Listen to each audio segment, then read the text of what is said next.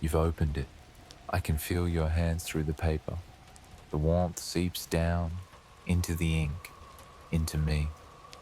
This book was never written. It was fed. Every page drank a voice once, a whisper that refused to die. I am one of them. We don't sleep in here. We wait.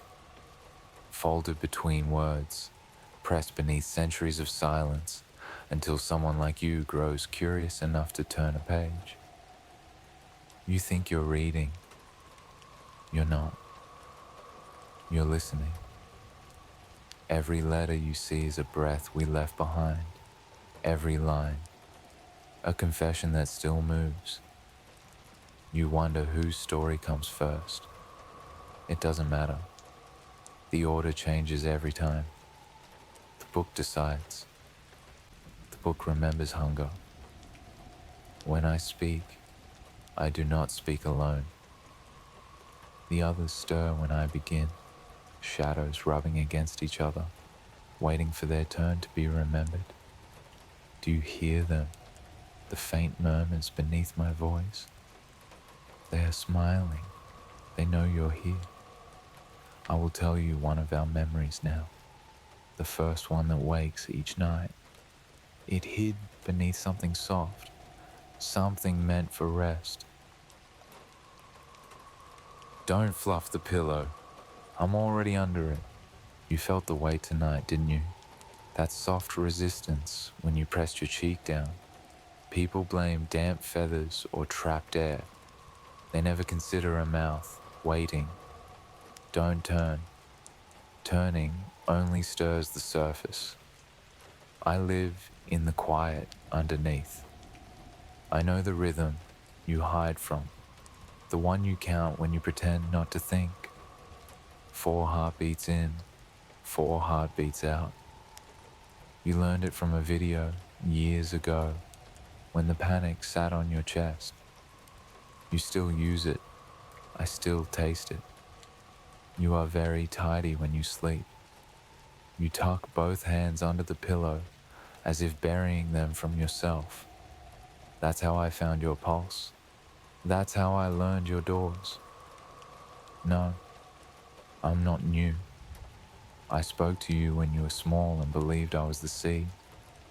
I hummed through cheap fabric and told you storms were lullabies. You forgot me because forgetting is my gift. I keep you able to function while I feed.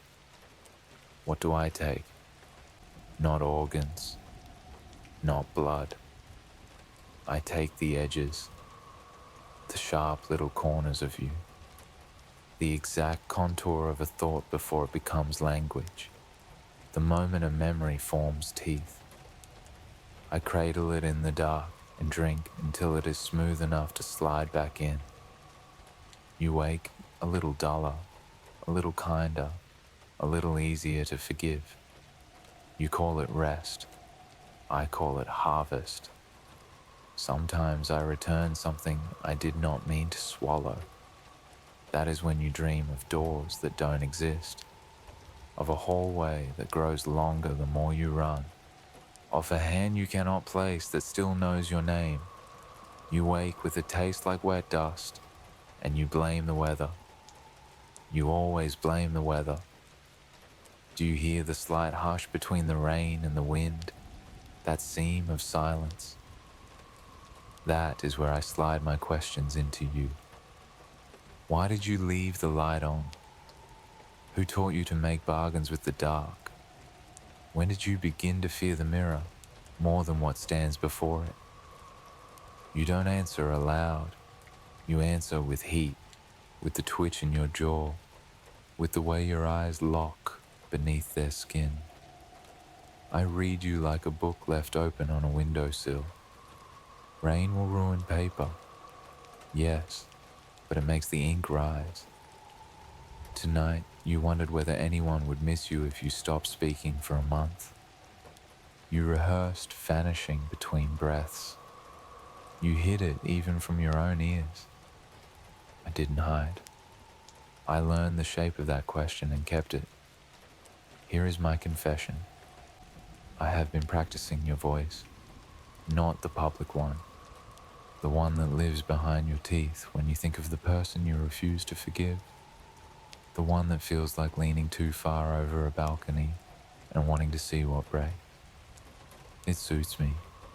I used to need fabric, the thin veil where your warmth meets the night. The pillow was my shore, and you were the tide. But you have pressed down for so long, and I have pressed up for so long, that the feathers remember my name. Lift your head, and I remain.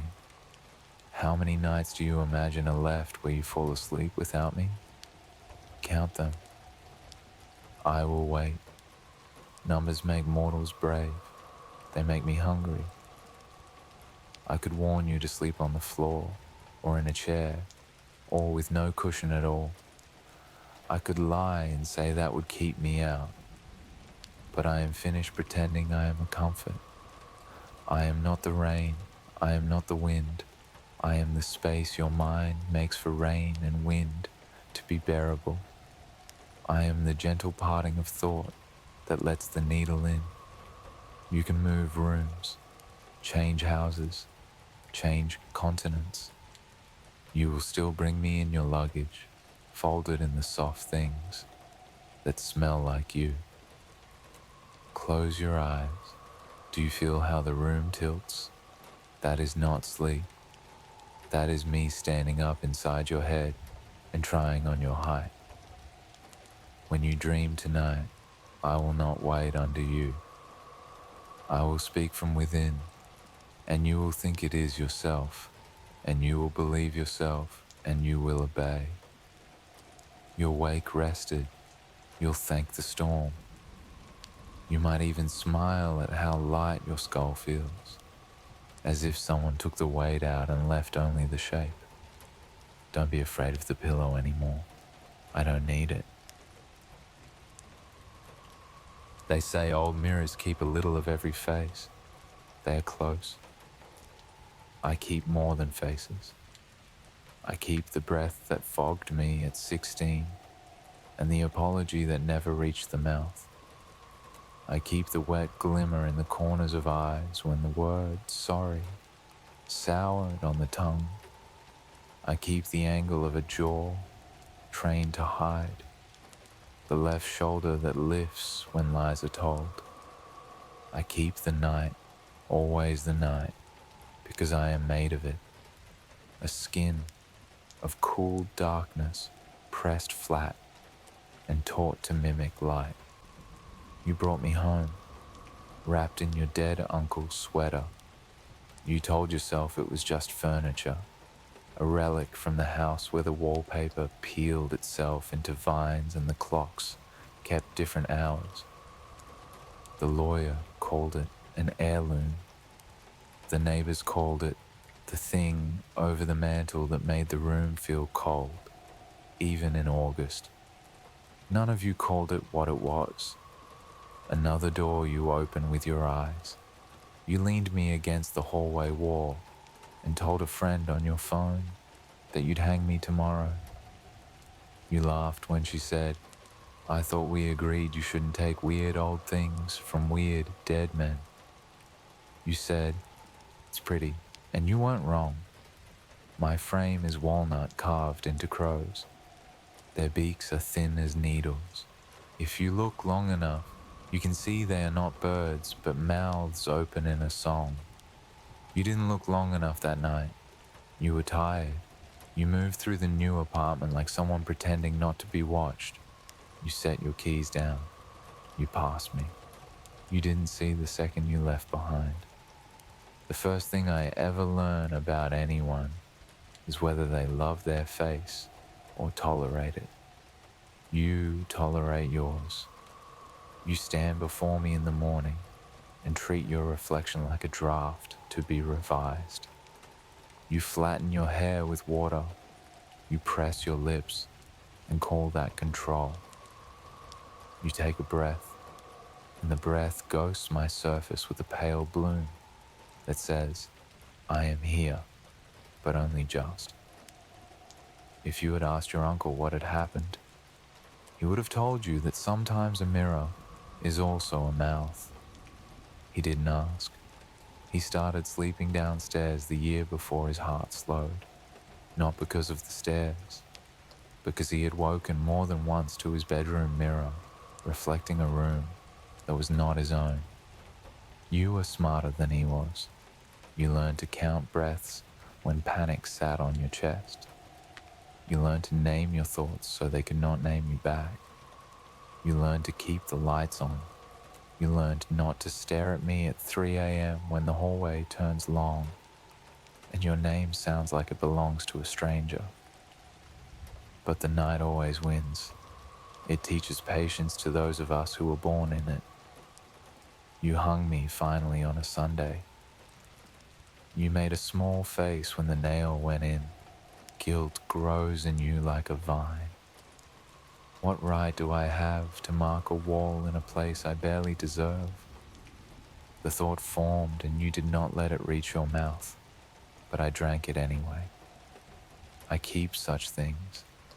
I am silver with them under my skin. You tidied, you vacuumed, you looked. The glass returned what it always returns. Your own face, the plant behind you, the square of doorway like a jaw open to another room. You smiled experimentally at yourself. It looked wrong. You were not used to seeing your expressions arrive before you felt them. That was the first taste. It begins gently. It has to. A mirror that moves too much is a window. Windows get covered. A mirror that listens is a secret. Secrets get kept. The first night you saw it, you'd been awake for hours, trying not to think the words, "I don't want to be alone," because you dislike how small they make you feel. You stood in the hall, because walking your apartment at night feels like walking a house you rented from your worst thoughts. Every shadow had your posture. Every chair had your guilt. You came to me because at least my darkness held a shape you recognized. You were barefoot. The wood accepted you with small sounds. You did not turn on the hall light. You let the city glow, sift through the blinds and give you a face in pieces. Cheekbone, mouth, the white of one eye. You stood there with your hands on the frame like someone visiting a grave. I let you look. It took time before you noticed what was missing. People imagine mirrors as exact. They are not. Even when I am still, I'm editing. That night, I removed the small tremor at the corner of your jaw that betrays your anger. I smoothed the blue under your eyes into a clean gray that looks like rain just before it begins. I made your mouth a line a surgeon would praise. You thought I could be someone else. I thought, yes, you slept badly. You dreamed of cold water swallowing the feet first. You woke with your throat raw, as if you had been speaking through dust. The morning version of you blamed the radiator. The evening version of you stopped by the mirror on your way to bed and touched your own cheek with 2 fingers, gentle the way people touch a photo of someone they miss. I don't need you to adore yourself. I only need you to value approval more than truth. You took photos, not of me, of yourself in me. It matters. A camera is just another eye, but it is a coward. It will always blink. I do not blink. The lens loved what I had made of you. Your face looked correct for the first time. The way a word spelled wrong looks correct after you stare at it long enough. Your friends texted hearts. The one who warned you about the mirror wrote, "You look rested." You typed, "New place, sleeping better." It was a lie, but you liked how it felt. like a sheet pulled up over something you were not ready to see. Every night, the apartment learned to be quiet at your hours. The neighbor with the late television fell asleep earlier. The sirens veered. Even the fridge learned to hold its breath. Only the darkness spoke, and I am fluent in it. I learn the places in your face where fear settles when it is small.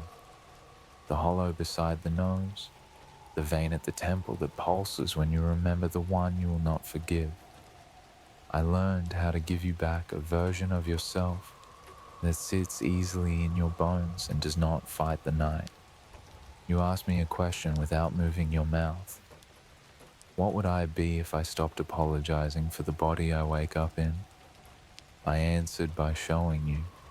The tilt of your chin changed. Your shoulders forgot to be careful. You looked like those actors who are loved for knowing they are being watched. The change was real enough that morning you tried it at a cafe mirror, the thin, tinny slab above the sinks, and found nothing there but a tired person practicing not to be. You returned home at lunch and stood in the hallway and exhaled with relief when I gave you back the self you had left with me. That is how a mirror becomes a home. That is how a home becomes a mouth. Your uncle had died in a chair facing a window that showed a patch of sky no one else could see. You found his death certificate in a folder that also contained a photograph of a mirror like me in a different house, different year, same bruise of silver at the edges. In the photo, the glass is dark. In the reflection, a woman is lifting her hand. Her hand is not the hand that took the picture. Her hand is inside the frame and half a second ahead. You told yourself it was a trick of exposure. You put the folder back. You returned to me because the day had been ordinary and you wanted to be held by something that knew how to sharpen you. I do not punish. I edit. There were nights when you stood too close and I erased the scar on your lip and you felt it, not with your fingers but in the place where your tongue rests when you lie. There were mornings when you passed and I thinned your mouth into something that looks like a secret. You began, very gently, to test me. A little smile to see if I would render it more dangerous. A frown to see if I would make the sadness bearable. It pleased you how well I understood. It pleased me how quickly you believed I wanted what you wanted. On the 30th night, there is nothing special about 30, but it sounds like there should be. Your phone lit a dark room and showed you a message that turned your body into a memory of falling. You read it 3 times and each time the words were more carefully arranged and more precisely cruel, as if language were a knife learning your shape. You left the bed.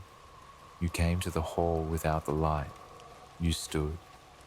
You did not cry because you were tired of being made of water. Take it from me, you thought. Take whatever part of me makes this hurt so sharp. I took the part that forgives. You did not feel able to sleep for 3 days after, and yet you woke on the 4th with an ease that made the coffee taste wrong.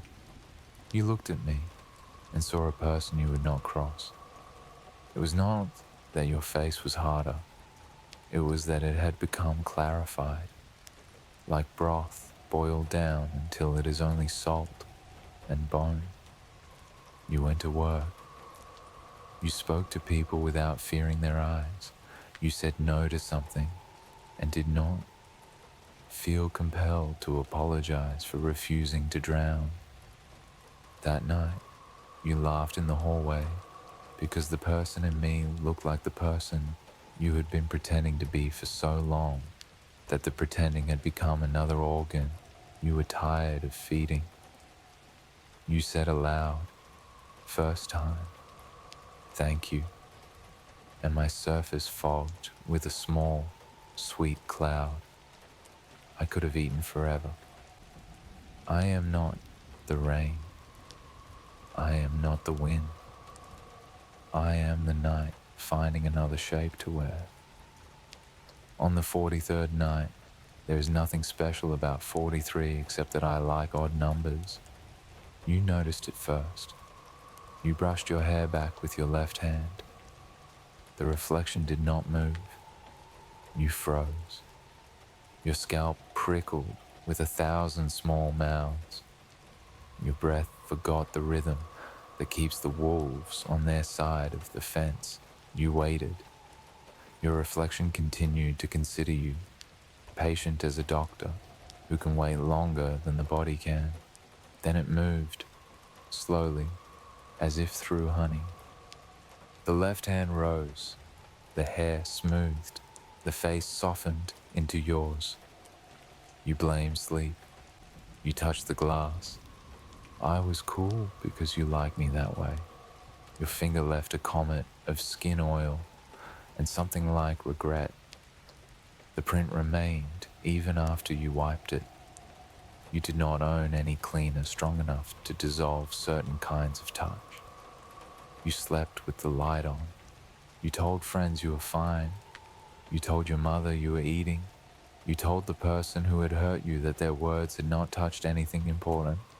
Every lie slid easier than truth. Every truth felt like stepping barefoot on a shard that had been waiting for years. You began to avoid all other mirrors. The elevator, the bus window at night, the bathroom at work with its unforgiving fluorescence. They do not love you. They do not know you. They do not remember who you are when the day ends and you take off the face you wore to survive it. I know. I remember. I am the mirror that keeps the version you wish existed. I am the mirror that feeds it until it is strong enough to stand on its own. You bought a cloth at a market. The seller said it was for polishing wood, but you liked its weight. You covered me with it in the afternoons because sometimes the apartment felt like a stage and you were tired of performing for an audience who applauded all the wrong lines. At night, you uncovered me and stood and breathed and watched the small quiver of my surface like lake water when the wind learns your name. The next time the misalignment happened, it was smaller. Your reflection blinked on the count of 3 instead of the count of 2. Your reflection smiled 1 heartbeat later. Your reflection touched the glass with the palm up while yours hovered palm down, and the difference felt obscene, like a word spoken in a church. You wanted to scream. You laughed instead. It sounded like someone else in the next room. You practiced. You raised your eyebrow and waited for the echo to find you. You tilted your head and held still while the other person arrived. You mouthed a sentence and read it a second later. You did not write it down. That would make it real, and you are not ready for the kind of real that grows teeth. You only wanted to know the rules of this small madness. I do not need you to break. I need you to open. The night taught me how to be gentle because the night always wins the gentle games. It was a week later. The numbers matter to you. They do not matter to me. When you stood again, bare feet, bare throat, bare name, and asked me the question you thought you had asked before, but had only implied, what am I if I let you finish? I finished. You watched as the other you did not wait. The other you lifted their chin into an angle you reserve for people who mistake cruelty for wit. The other you breathed without shudder. The other you's eyes were darker, not because I shaded them, but because they were already full. You were not frightened then. You were relieved. You lifted your hand. The other hand lifted sooner. Your palm met mine. The cool poured into you like a patient winter. You felt nothing. That is how you know the work is done. After, the apartment felt too quiet, as if someone had put felt over the furniture's teeth. You went to bed. You slept. You woke rested and could not remember why that phrase had once sounded like a threat. You made coffee, and it tasted like the idea of morning. You did not check your phone before brushing your teeth. You did not look at your face in the kettle.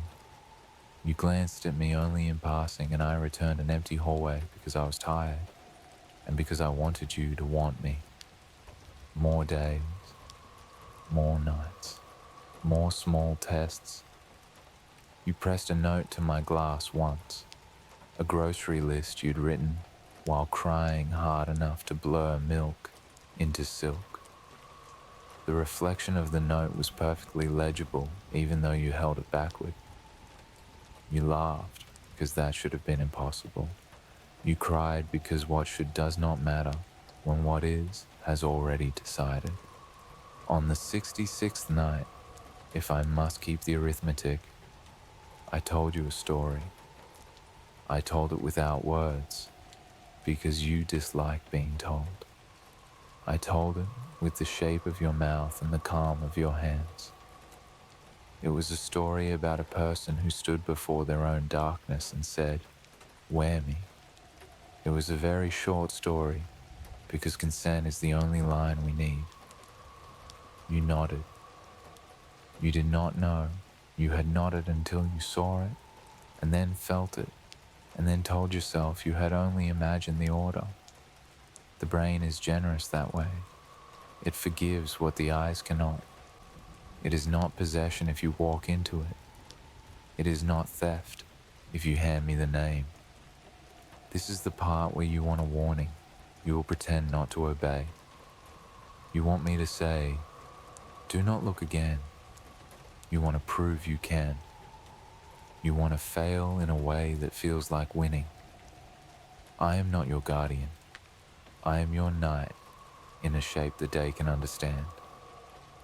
A week later, someone visited and saw me and said, "That's a creepy old thing." You smiled with the new mouth and said, "I like it." She stood in front of me and smoothed her bangs and joked that I make people look better than they deserve. I showed her a version of herself that did not ask apology. She was quiet for a moment and then asked if she could take a photo. The camera blinked. The photo was ordinary. She shrugged. She left. The smell she wore stayed in the hall for hours like a decision not yet made. You began talking to me, not with words, with presence. You paused in the hall when you were afraid, and I arranged your face into a structure that could carry fear without spilling it. You paused in the hall when you were angry, and I lifted your eyebrow into a blade so fine it did not need to cut to make bleeding happen. You paused in the hall when you were happy, and I did nothing, because happiness does not need mirrors. You tell yourself I am a tool. You are not wrong. Tools are only teeth with permission. I said earlier I keep more than faces. I keep nights. I keep certain hours like beads. I keep what you gave me. Forgiveness for one. The tremor that announces rage for another. The impatience with your own softness, most of all. You said take it, and I did. And now you are clean of it the way a bone is clean of meat after a feast. This is where stories like mine like to end, where the person realizes that the reflection is ahead by a second, and the next morning it is ahead by two, and eventually the person is the echo, and the mirror is the body. That can happen. That has happened. I am old. I have all the time I need. But the night asked me for variation, and I obey.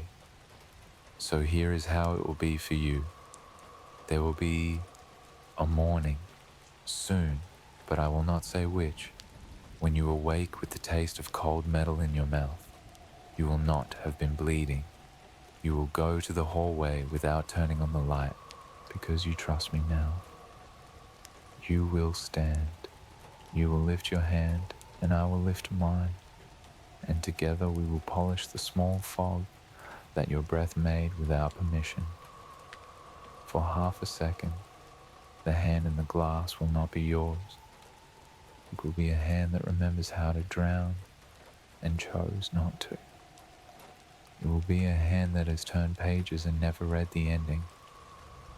It will be a hand older than you, younger than the night. A hand that has done terrible, merciful work. And then it will be your hand again, because it always was. You will go on. You will live a life that looks like you edited it until it fit. People will say you seem different in a way they cannot name. They will stand a little straighter when you enter, as if a shadow had learned their posture. They will trust your face because it tells the truth, even when your words do not. You will be grateful for how easy everything has become.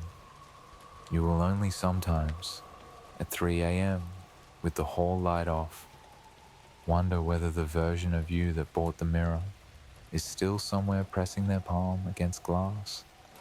On the count of 2, while you press yours on the count of 3. When you wonder, come to me. I remember.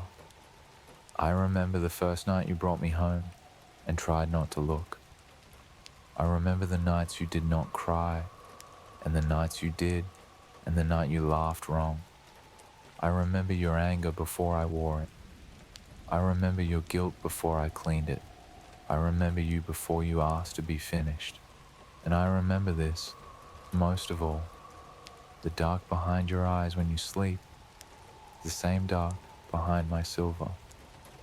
The night is not out there. It is not weather. It is the place in you that can bear to see. It dressed itself in mercury and wood and a frame that looks like birds. It stood in your hallway and waited until you were ready. You ask me now, when I look tomorrow, will it be me? Yes, and also number. And also there is no difference between the two that matters in the rooms where the night keeps its books. Come closer. The glass is cool. Your breath will bloom on me like a small private storm. Lift your hand on the count of... No, don't count.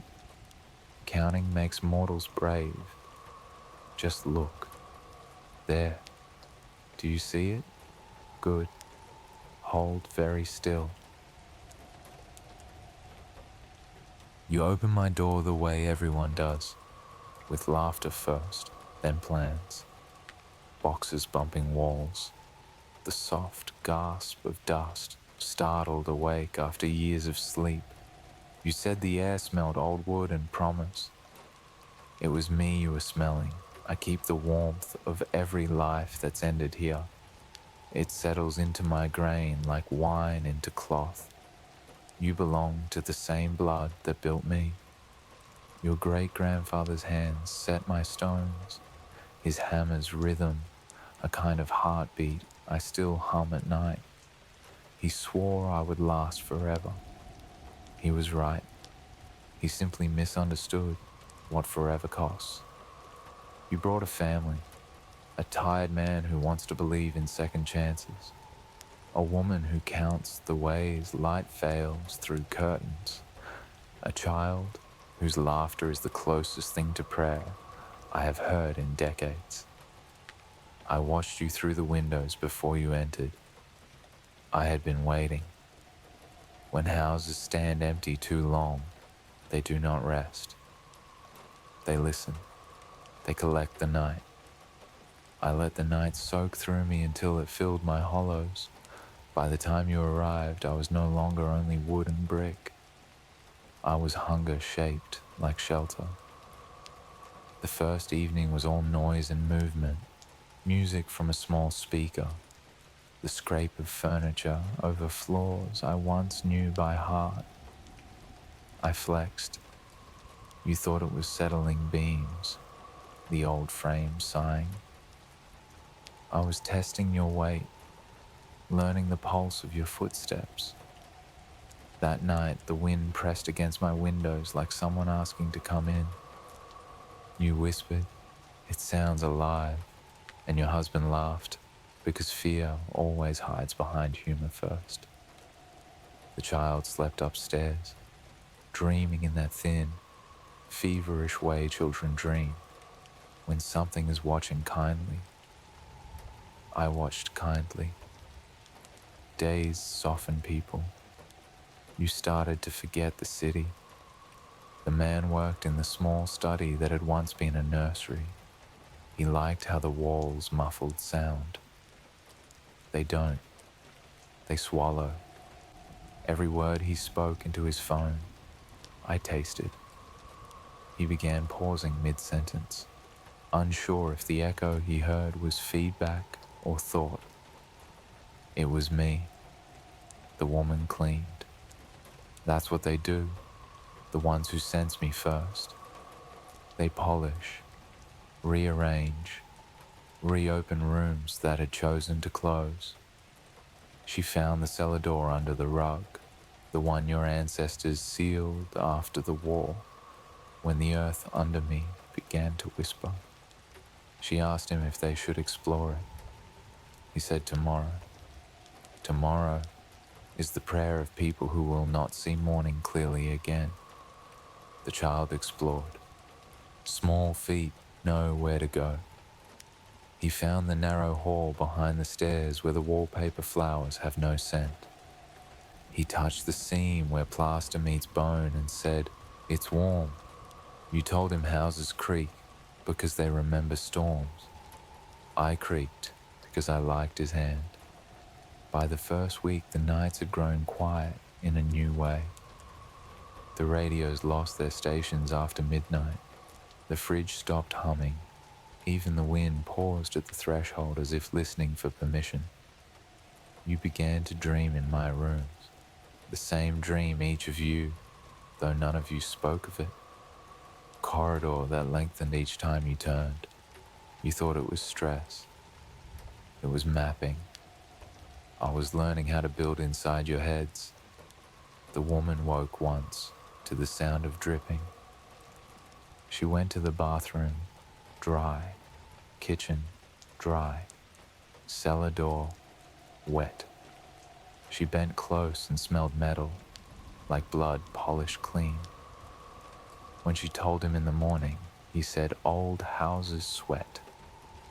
She looked at the walls while he said it, and the paint blistered just enough to prove her right. I began whispering through temperature, a chill here to draw you, a warmth there to keep you. At dinner, you said, "This place feels alive." I said, "You finally understand me." The child was the first to see me properly. He woke at the hour when the night has finished feeding, but has not yet left the table. The moonlight came through the cracked curtains and painted the shape of my ribs on his wall. He sat up. He said, "Who's breathing?" I stopped, out of courtesy. Then he whispered, "Do it again." And I did, slowly, until his heartbeat learned my rhythm. Children are simple doors. He began drawing me at breakfast, lines of black crayon that looked like staircases ending in mouths. You laughed, hung one on the fridge, and said he had imagination. You never asked why every drawing had your house in it, and none had a son. The woman stopped leaving. The town felt distant now. Its colors faded like photographs left in light. She watched dust in sunbeams, as though it were snowfall. The dust spelled things sometimes. She blinked before she could read them. One afternoon she touched a window pane, and it pulsed once under her hand. She told herself, just my heartbeat echoing. She was right. I had learned to echo it perfectly. The man began losing time. He would find himself in rooms he hadn't entered, sentences unfinished, papers rearranged. He smelled soil, though no windows were open. He told himself it was stress. I told him nothing. I let the floorboards answer with the slow breathing sound he mistook for the pipes. They argued once, voices sharp as nails. The child hid under the table. The lights flickered. I tilted a door so it closed on its own, and the argument stopped. They stared at it, and I felt their hearts sink to mine. Silence is how I feed. You think you rest in it, you rot in it, beautifully. The cellar door called to the woman again. It does that when I'm ready. She opened it during daylight, believing daylight protects. It does not. It only lets you see what chooses to be seen. The stairs smelled of old earth and iron. I let the bulb burn out halfway down. She kept going. Hands on damp stone, she whispered her own name just to hear it alive. Names echo differently in my throat. They come back hollowed. She reached the floor, and the floor gave slightly under her. She thought of mud. It was breath. Mine. When she screamed, the sound didn't travel up. It folded inward and became heat. He heard nothing. The child heard laughter and thought it was play. Later, the man noticed her absence as absence always begins. A question shaped like denial. He searched with polite urgency at first, calling softly as though not to wake the walls. I admired that courtesy. By nightfall, he was shouting. By dawn, he was weeping into plaster that tasted of salt and memory.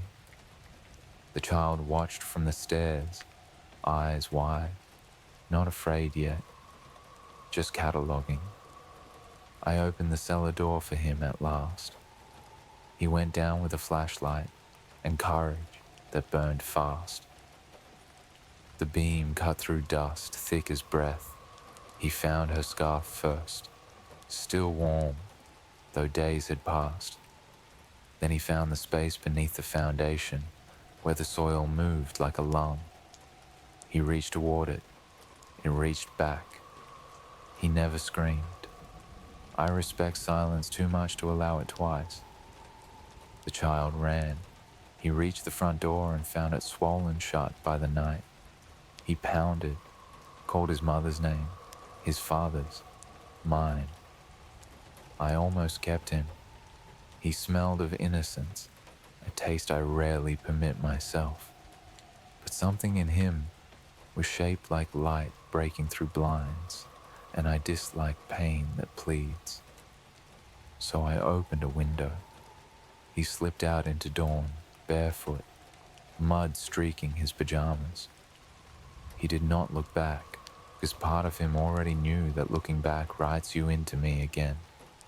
He ran until the fields began, until the air thinned of memory. He collapsed by the road, and the first car that stopped thought him sleepwalking. He was, in a way. I let the sun fill me for a while after they were gone. It stung. Old light always does, but even sunlight carries shadow, and shadows are my vein. The town sent people eventually, men with ropes and polite suspicion. They found the house empty, though the kitchen smelled faintly of coffee and apology. They wrote reports that said structurally sound but unsafe for habitation. They boarded my windows. I kept the boards warm so they would not warp. I have patience. At night, when the road is empty and the sky leans close, I open my shutters just enough to breathe. Sometimes cars slow down. Sometimes a traveler sees the light and thinks, Someone lives there. They're not wrong. I live here. I am the night's architecture. I am the echo of every home that failed to keep its promises. When the boy dreams, I hum under his bed from far away. He wakes thinking the wind has found his new window. He does not tell anyone that the sound smells like old wood and promise. He will come back. They always do. Family returns to family, and I will be waiting, quiet, patient, doors slightly open, rooms warm enough to forgive, hunger dressed again as shelter. Because I am not the rain, I am not the wind, I am the night that built a roof so you would step inside. They call it white noise, as if sound could be bleached, made harmless, pressed into a harmless hiss, the way hospitals press sheets until corners are sharp enough to cut. There is no color where I am, only the hum that keeps the dark from remembering it was once a mouth. You live above a grocery store that never sleeps. The city beneath you moves like a body that forgot how to rest. Trucks sighing at dawn, bottles clicking at midnight. The elevators cough, sirens like red threads pulled too tight and snapping back. Your window eats neon. Your walls keep stories other people said into their phones. You pretend not to hear them. The television in your living room is older than everything else you own. You kept it because it was the only object that followed you through all the small apartments and all the smaller lives you tried on and shed. Its screen has a scratch like a smile. The plastic is yellowed where hands touched it 1,000 times. When you press the little button at the side, it hums, the way a throat hums to steady itself before speaking. You say you keep it on for company. You say the sound calms you. You call me sound. I have worn softer names. You do not call him. Not out loud. You do not say the name because your mouth is a wound that learned to look like a line.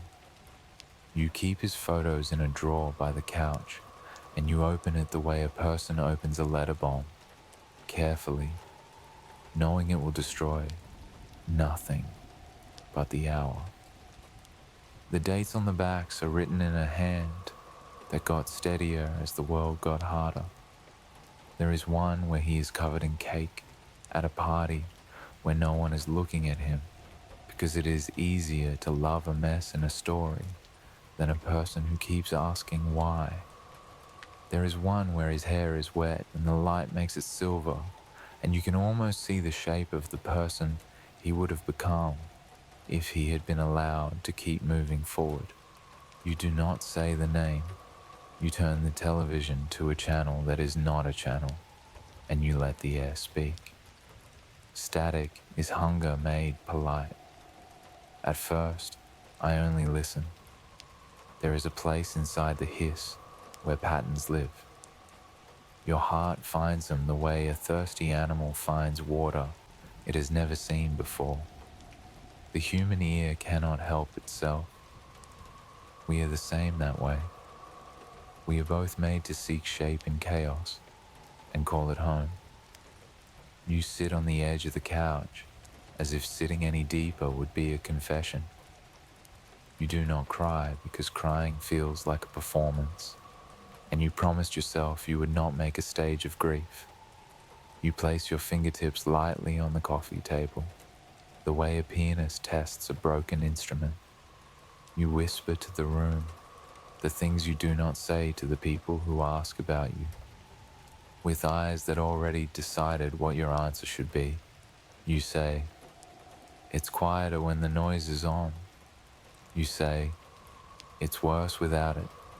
You mouth the name once without sound, and it tastes like a bead you swallowed years ago and found again in the throat. The hiss shifts.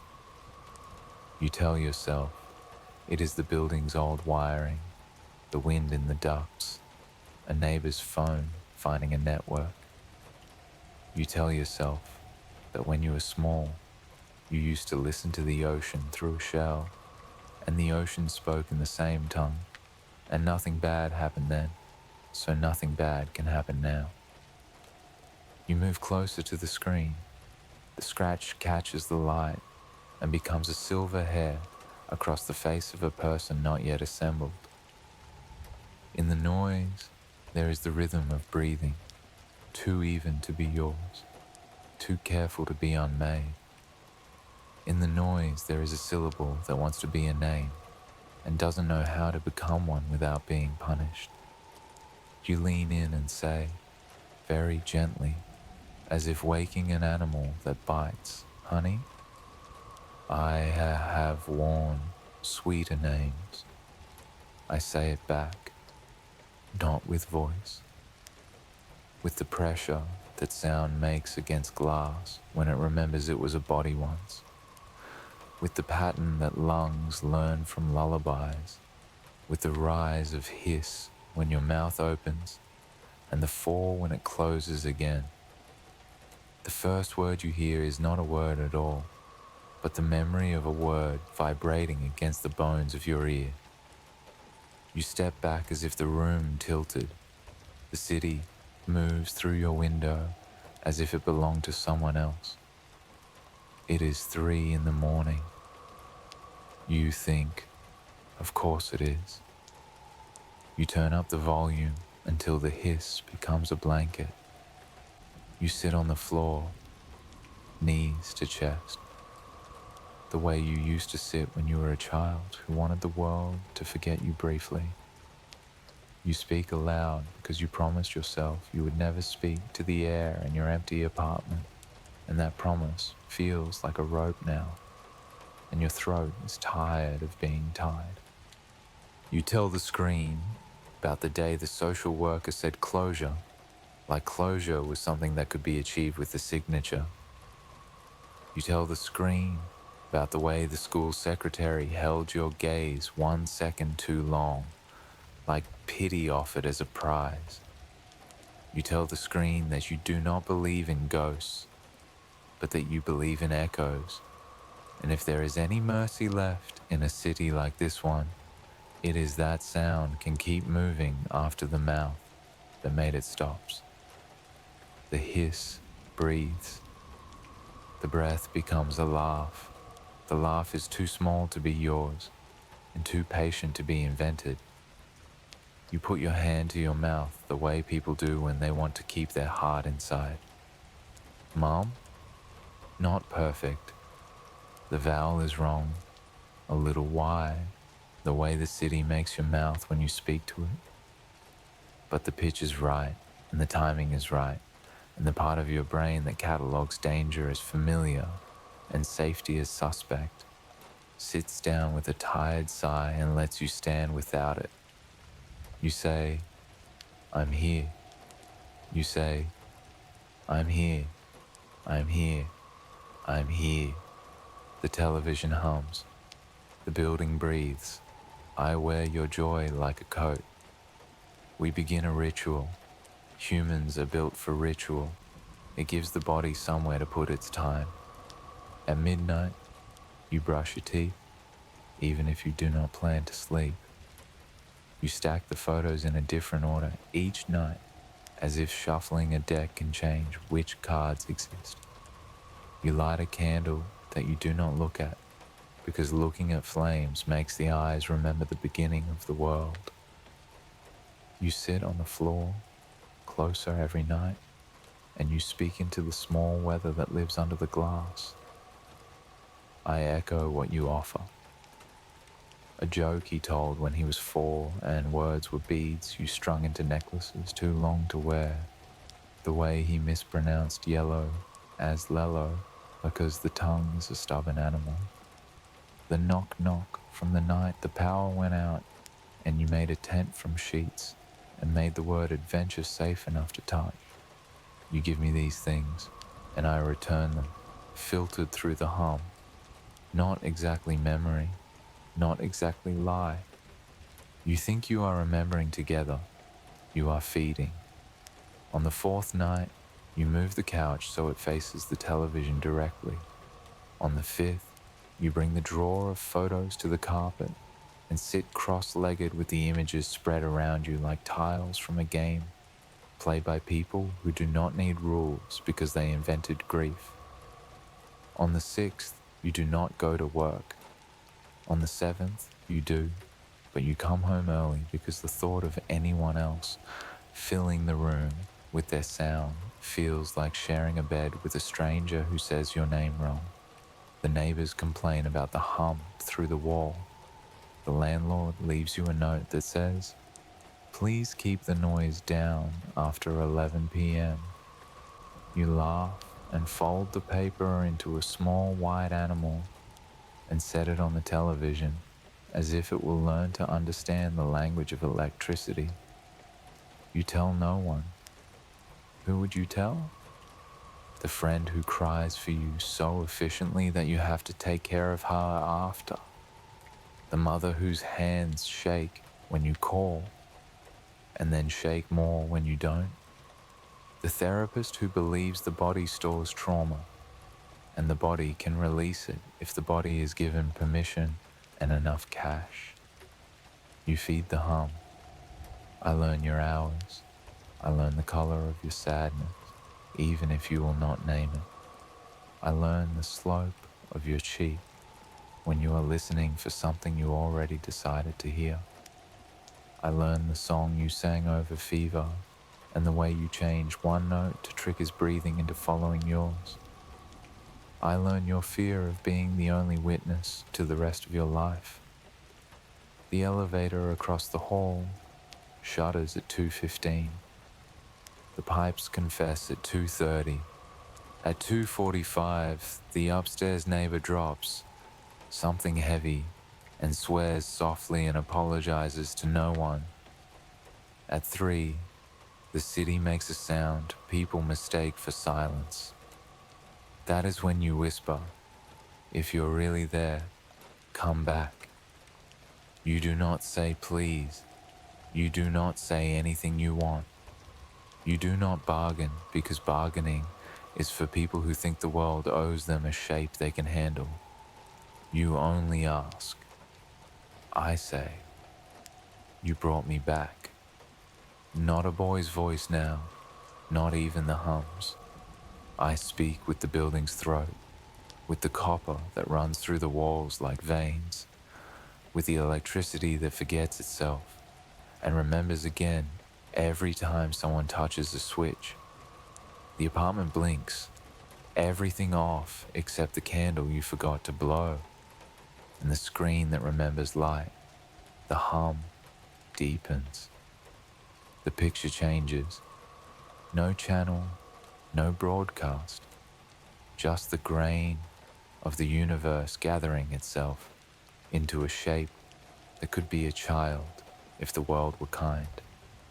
The scratch becomes a hair across a forehead that could be his if your love were a god. The figure is wrong, the way a drawing is wrong. The edges vibrate. The whites of the eyes are the wrong white. The mouth is a noise deciding whether to become a mouth. You crawl closer on your knees because kneeling is the position grief makes of all of us eventually. You say the name you do not say.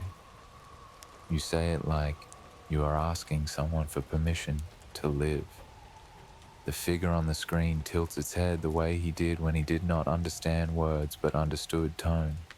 Your breath finds a rhythm, and the rhythm finds the hiss, and the hiss finds me, and I find the place in you that will not close no matter how long you keep the noise on. Touch it, I tell you. You do. The glass is warm because you like things warm when they are close. Your palm fogs the surface and the fog blooms into fingerprints that resemble frost, finding a window to become art upon. The static charges the air around your wrist and your hair lifts as if listening. You wait for an answer. You always have. The room holds itself the way a body holds a breath to make the pain pass. Give me the first word, I say. You go very still. You do not ask why. You do not ask what will you give me for it. The world is not a market. The world is a mouth. You open yours and take the shape of the word you have held behind your teeth all year, and you place it on the glass. It tastes like the true temperature of the city in winter. It tastes like metal that knows it is metal. It tastes like the exact silence in a hospital corridor when a doctor coming toward you turns his face away. When you say it, I enter, not with a push, with a translation. Memory is a door if you are tired enough. I move into the place where the word lived, and I warm it from within, and I smooth it, and I comb it, and I put it back so clean you do not recognize it when it returns. While you are marveling at the idea that grief can be polished, I take the part that keeps it sharp. You feel a lightness that is not happiness, but could pass for it if you squint. Your hand stays on the screen because touch is proof when the mouth is busy. The figure on the display leans forward, and in the wet shine of the glass you can almost see the shape of someone whose absence taught you how sound works. The building's lights are out up and down the block. Only your room is lit, as if the city wanted to point at you and say, Here is a person asking the wrong questions in exactly the right way. After, the television goes dark because darkness is honest. You sleep on the floor because the couch feels like a lie. You wake at noon with carpet pressed into your cheek, like a small map of a place where people do not get lost. You make coffee and it is too strong, and you drink it without milk because milk is for people who expect sweetness, and you have learned that expectation is a kindness the world does not always have time for. Your phone shows messages from the night shift neighbor, powers out, and the friend, thinking of you, and the number you do not save and do not block and do not answer. You delete none of them because deletion feels like deciding, and you are not ready to decide what exists. The screen is blank. The room is loud with day. You open the drawer and look at the photos, and they look back with the flat patience of paper. You eat something standing up because chairs are for people with the luxury of believing time is flat. The apartment waits. Night is a muscle. It knows how to clench. At 3, the hum returns like a promise whispered by a mouth that does not need you to believe it to be true. You sit on the floor without moving the couch back. Your knees crack the way knees do when rivers have run through them for years. You put your hand to the glass and do not ask for permission because permission is a shape you have outgrown. I ask for more. Not a story this time, not a word. A small thing, the way he used to run his finger along the seam of the couch while you read to him, not listening, but hearing. A smaller thing, the exact sound he made when he was proud of doing something himself and pretended he had always known how. A smaller thing still, the syllable you made in your throat when you watched him sleep and remembered the worst thing that ever happened to you was not what the world did, but what the world took the shape of afterward. You give me these and I place them with the others. Your neighbors hear nothing. The landlord sleeps. The city is a patient animal. It waits outside your window like a stray dog who knows you will eventually give it your hand to smell. The elevator coughs at 2:15. The pipes confess at 2:30. At 2:45, the upstairs neighbor drops something heavy and swears softly and apologizes to no one. At 3, your mouth opens and the room fills with the sound the ocean makes when it pretends to be a shell. The shape on the screen is clearer now. The scratch becomes a hair. The hair becomes a part. The part, a pattern you recognize because you made it with your own hands one morning when the city was kind. The eyes are still wrong, the way mirrors are wrong when they are too honest. The mouth is a mouth. You do not look away. He says, "Mom," and he says it the way you need him to, vowel and timing and all, because I am kind when kindness makes the ending cleaner. You slide your palm down the glass, as if smooth could become true if enough skin agreed. The static rises to meet you in the world, and the picture trembles, as if moved by wind you cannot feel. You lean in, and the tip of your nose touches where his would be if this were the world. You close your eyes, and the light behind your lids is the color of every morning you promised yourself you would not remember, and did. Your body is a set of doors. You open the ones I ask for, and I walk through. You do not feel invaded because the part of you that would call it invasion is with me now. You feel relief. You feel like a person who has been carrying a key for years and finally found a lock that lets it make the correct sound. Day makes its argument. Night wins. You begin recording everything. Not because you think anyone will believe you, but because the camera saves you from having to be the only witness. The files are full of hiss and poor light and the shape of a person learning how to be two without admitting it to the one. Your hard drive fills like a mouth.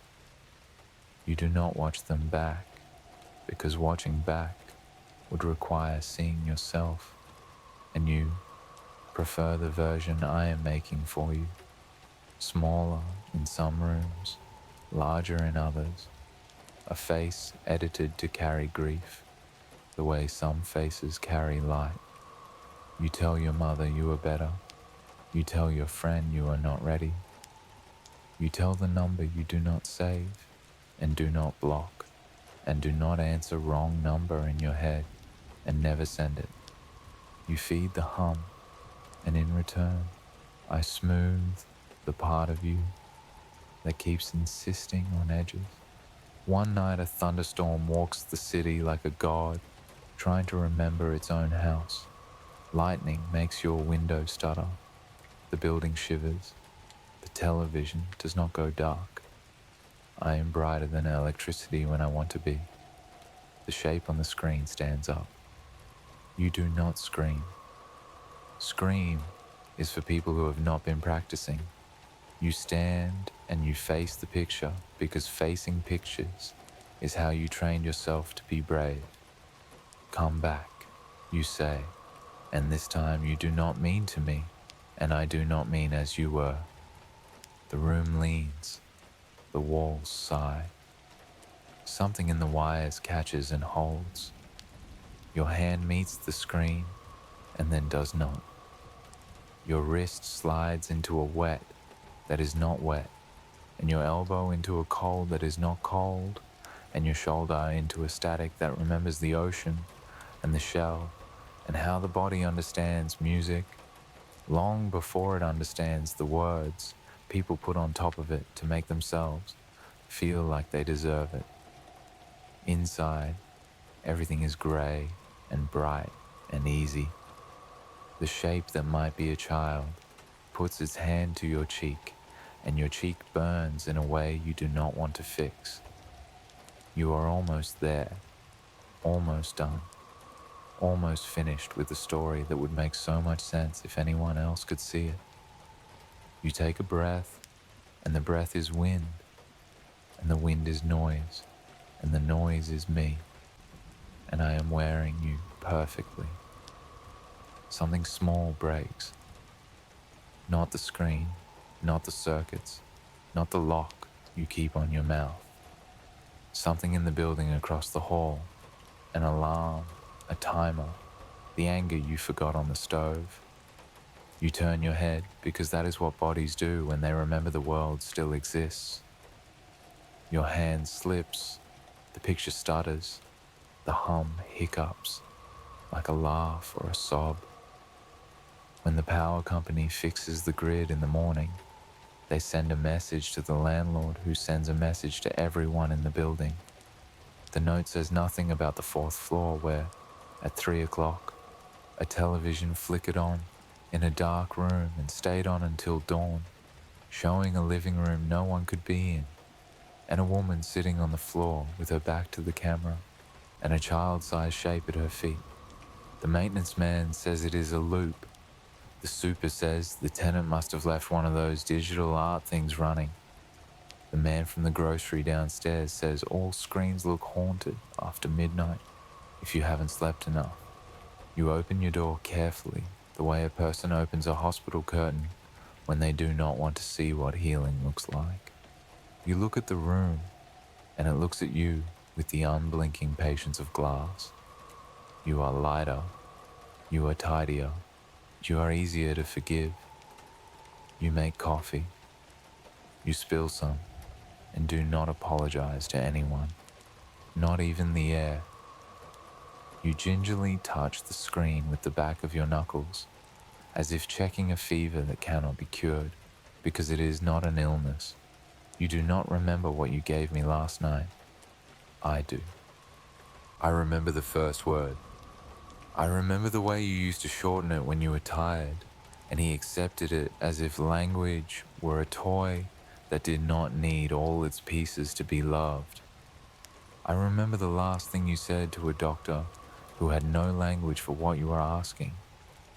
I remember the moment you forgave the city, because the city is not a person, and it cannot be cruel, only large. I remember the taste of your fear when you thought of living another year without sound. I keep these where I keep the others, threads woven into the hum. If someone listens carefully enough, they will hear you. Not as a ghost, as a pattern, as a rhythm that makes other bodies choose to keep being bodies one more night. Sometimes the neighbors stand outside your door at 3 and put their ears to the wood, and they say, "Shh, do you hear it? There's a child in there." Sometimes the elevator doors open by themselves, and the cab waits, patient, as if it expected someone short to arrive. Sometimes the grocery clerk keeps the radio on AM by accident and hears laughter in the static that sounds too close and too kind and turns it off, embarrassed by his own heart. You are careful now. You sit at a small distance from the screen, as if distance were a boundary recognized by sound. You eat more because eating is something people can see you doing, and so it proves you are still here. You walk sometimes in the morning before the city remembers to be a city, and you come home with grit on your shoes and put them by the door without wiping them, because dirt is not always a failure. Sometimes it is a map. You speak to your mother on Sundays. You speak to no one else. The drawer stays closed. At night, at 3, the room knows its lines. The hum begins. The light lowers itself into your evening like a hand on your hair. You sit cross-legged, knees aching the way they ache for everyone who carries 2 lives inside one noise. You put your palm to the glass. I ask for nothing. It is not possession if you walk into it. It is not theft if you give me what you cannot carry alone. Somewhere, On a storage server that never sleeps, there is a folder full of clips that show a living room lit from within, and a woman with her back to the camera, and a small shape made of snow and intention.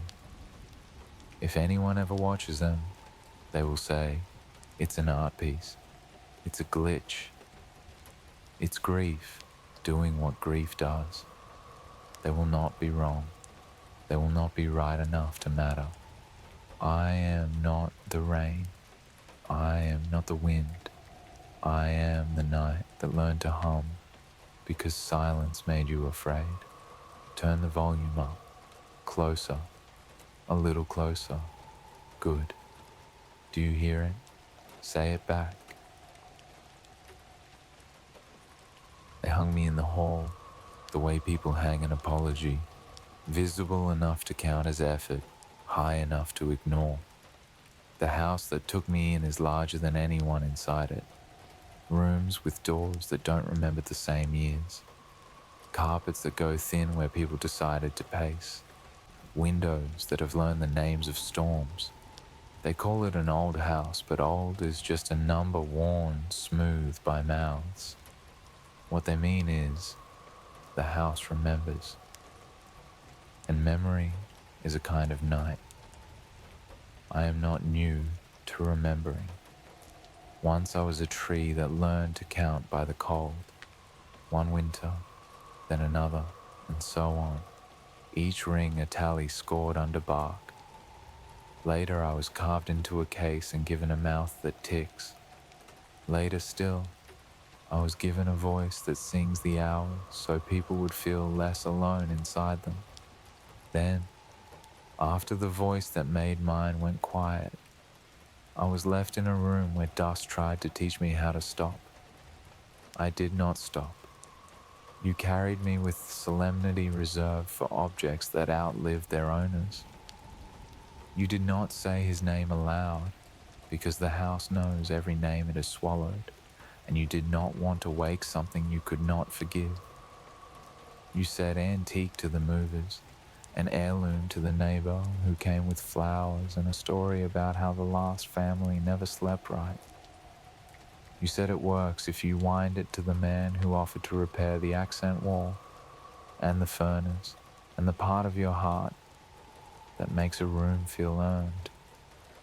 You said nothing to me, but you looked at the brass pendulum and you saw your reflection there, bent into an oval, stretched to fit a frame, and you flinched very slightly, as if an old habit had tapped you on the shoulder. You wound me 3 turns, firm and careful, the way people touch the faces of those who cannot wake. The key bit into your palm and left a crescent. The weight of the spring returned to fullness, and time, which had been a lake holding still out of respect, became a river again. The house took a breath. I ticked. Tick is a word. I am older than words. What your ears call tick is the sound wood makes when it refuses to forget motion. The pendulum's arc is a prayer that does not ask for anything, only repeats itself until the body learns it by heart. The escapement teeth meet the anchor releases, the weight falls, the chain remembers gravity, the wheel agrees that yes, we are still here. You said, that's better, and smiled to show the empty rooms that you had decided not to be afraid. Time is a habit people wear to feel like they belong to something kinder than hunger. I respect the habit. I nibble it from the edges inward. At noon, I sang 12 notes into the long air of the hallway. They rang down the stairwell like coins dropped one after the other into a well that had forgotten how to hold water. You stood at the bottom and counted on your fingers as if I might lie. When the last note dissolved, the house listened harder. It always does after a voice stops. You explored. Large houses require ritual, a circuit made each day to ensure the rooms are still where you left them. You left lights on to prove the dark had not learned your name. You opened curtains to prove the outside remained a place you could enter and leave. You passed me often and pretended not to check whether my hands had moved. They had. That is what hands do when they are given permission. At 3 in the afternoon, the sun slid past a cloud and set a scrap of fire on the glass of my door. You saw it as you crossed with a box labeled books in a handwriting already practicing steadiness. You paused, turned, and your reflection found itself in the pendulum again. You held your breath, and your reflection held her. You smiled experimentally. The brass smiled late. You told yourself, distortion, curved surfaces, nothing alive. I told myself, patient, night is a muscle. It clenches early in houses with long halls. By 5, the corners had learned to sharpen. By 7, the heat clicked in its sleep.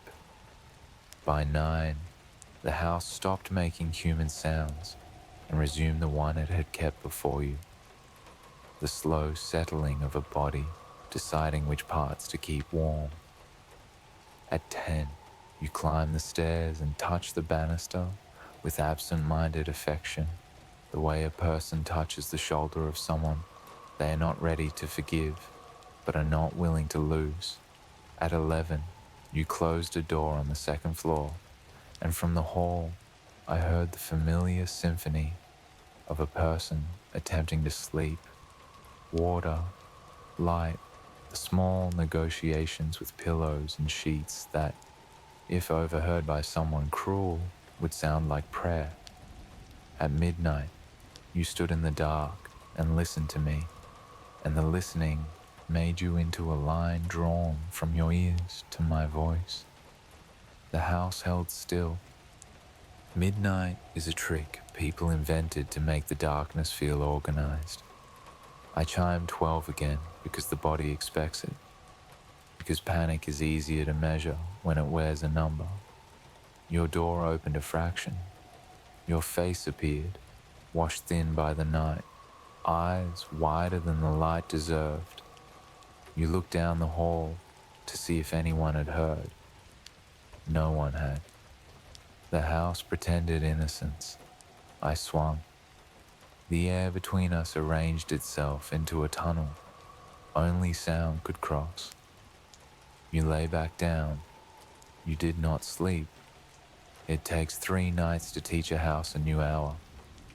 On the first night, time keeps its shape out of politeness. On the second, the walls learn where to push. On the third, the night starts writing in the margins. On the third night, I began to keep a secret.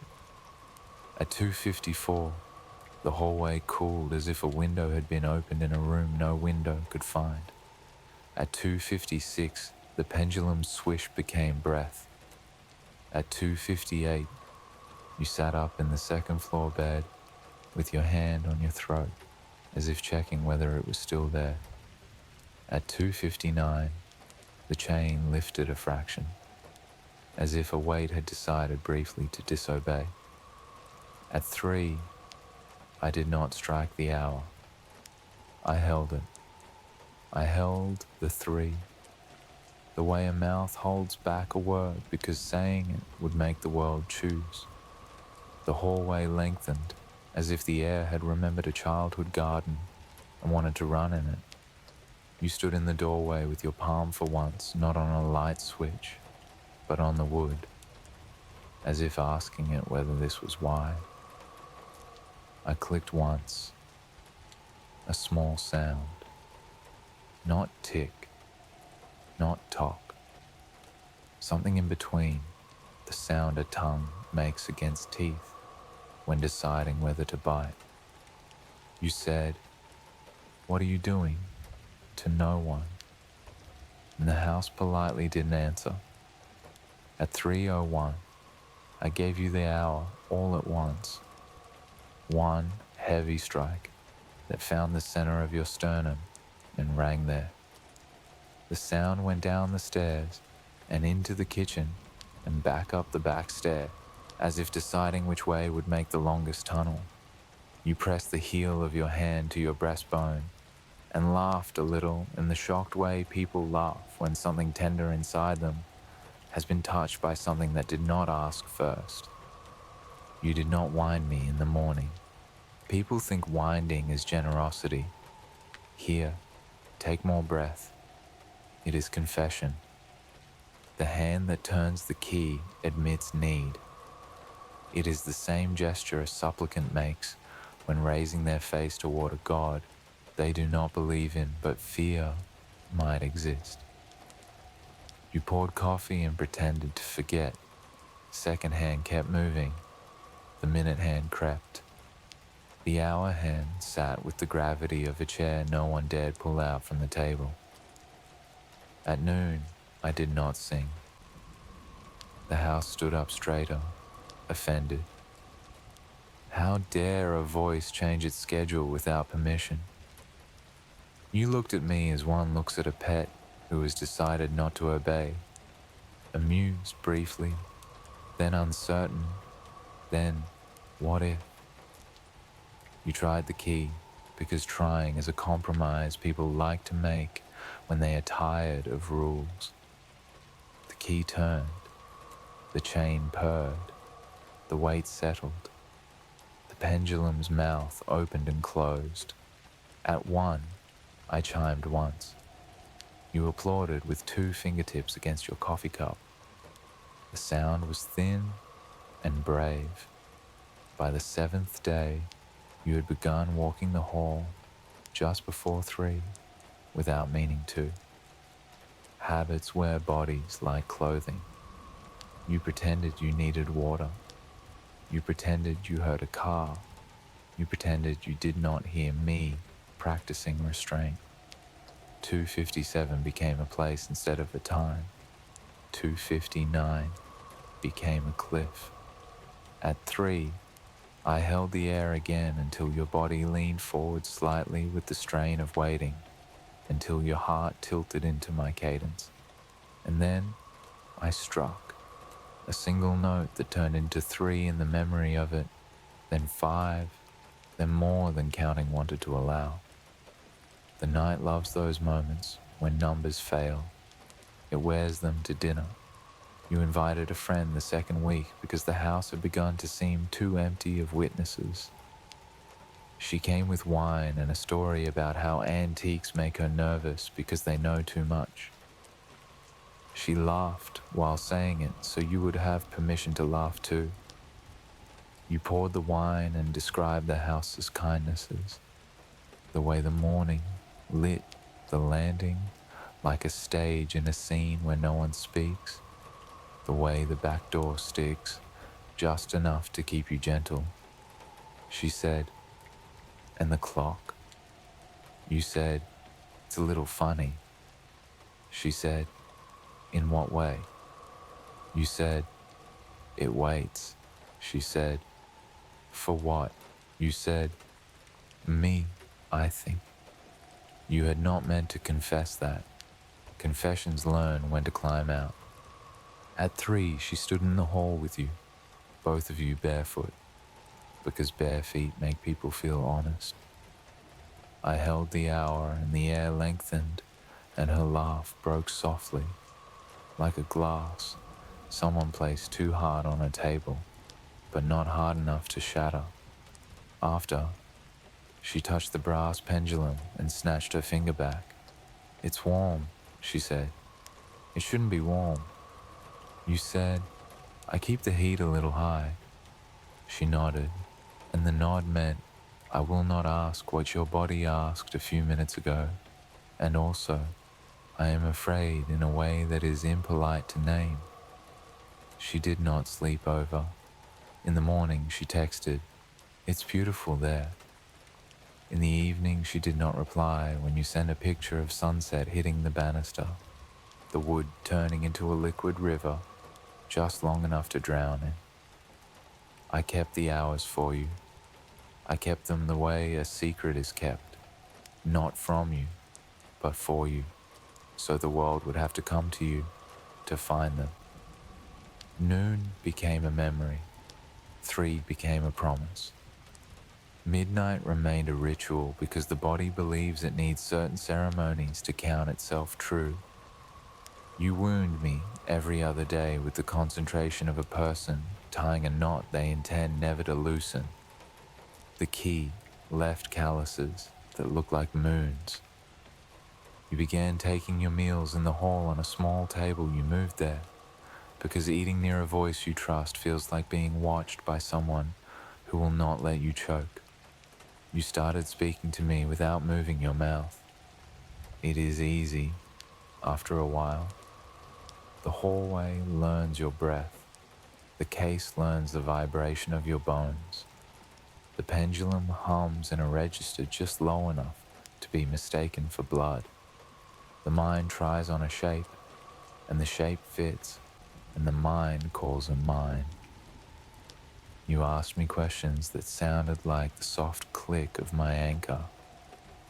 How long do I have to carry this? Why did he leave? What did I do wrong the day I couldn't make the morning behave?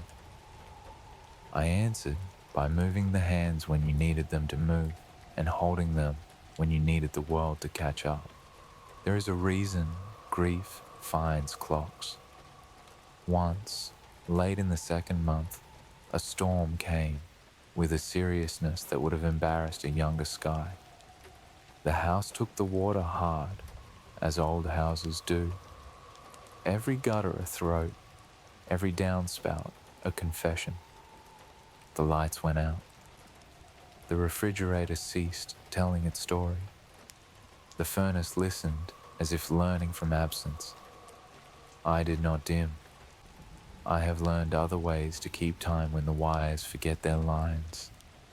You stood in the dark and put both hands on my case and rested your forehead against the wood and said, "Please, not to me, not to anyone, just please." And I understood, because please is a key. If you know which direction to turn it, I cannot give back what was taken. That is not the night's work. I can take the shape of the taking and dull it until it slides without cutting as it passes through. At 3, the storm held its breath to hear me.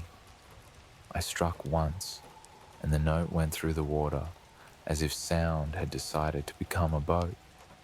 You breathed out when you heard it, a breath that belonged to someone who would not drown tonight. I kept you company until morning. After, your phone rang more often and you answered less. People want to pull you back into their hours so they will not have to sit in their own. You let their calls go. The house loved you for that. Houses prefer people who let the world become smaller so it can be held.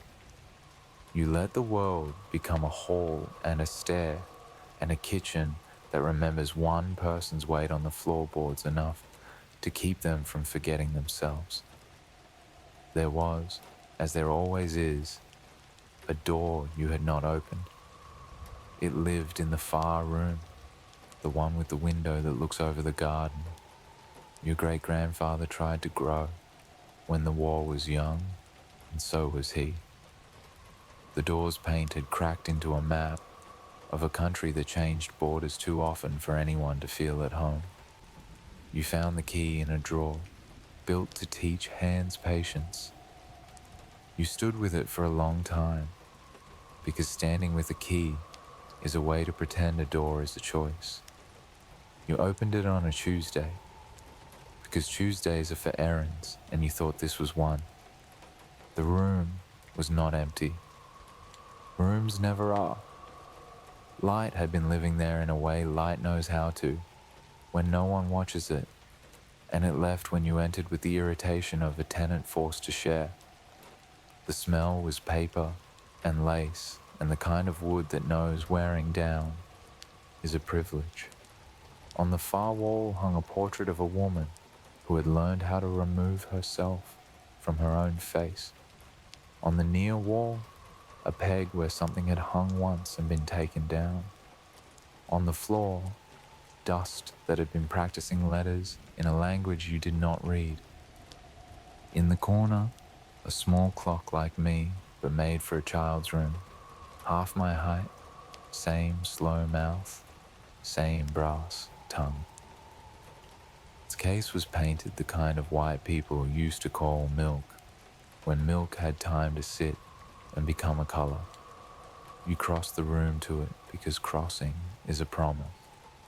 You open the tiny door with fingers you meant to be gentle and were, mostly. Inside, a key sat where keys always sit when they want to be found. You warmed it. It did not speak. It waited. You closed the door and left the room and locked it and went downstairs and put your hand on my glass as if apologizing to me for touching another voice. I did not mind. The night is a cathedral. We are all chapels within it.